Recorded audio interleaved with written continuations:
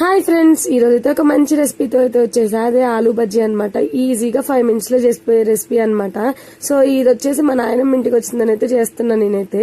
First అయితే కడాయిలో oil పోసుకొని అదైతే హీట్ అవనివ్వాలి.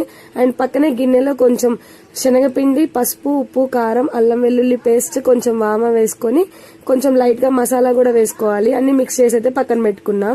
ఆలూనైతే మన స్లైసర్ ఉంటది కదా, దాంతో అయితే పల్చగా ఇలా స్లైస్ అయితే చేసి పెట్టుకున్నా. ఈ పకోడీ గానీ ఏది చేయాలన్నా అవన్నీ కటింగ్ ప్రాసెస్ ఎక్కువ ఉంటది కదా, కొంచెం టైం అయితే టేకింగ్ కదా. సో మనకి ఫాస్ట్ గా కావాలి అన్నప్పుడు ఎవరైనా రిలేటివ్స్ వచ్చినప్పుడు అయితే ఈ ఆలూ బజ్జీ అయితే సూపర్ అంటే సూపర్ గా యూజ్ అవుతుంది. అండ్ ఈ ఆలూ బజ్జీని వచ్చేసి మనం లైట్ గా టమాటా చట్నీతో గానీ కారపొడి ఉంటది కదా, దాంతో గానీ తింటే సూపర్ అంటే సూపర్ గా అయితే ఉంటది. అండ్ ఆలూనైతే ఈ రెసిపీలో ఇంపార్టెంట్ థింగ్ ఏంటంటే ఆలూనైతే పల్చగా చాప్ చేసుకోవాలి, అదే ఏమంటారు స్లైస్ చేసుకోవాలన్నమాట. మీకు కనుక ఈ వీడియో నచ్చినట్లయితే ప్లీజ్ లైక్ చేయండి, షేర్ చేయండి.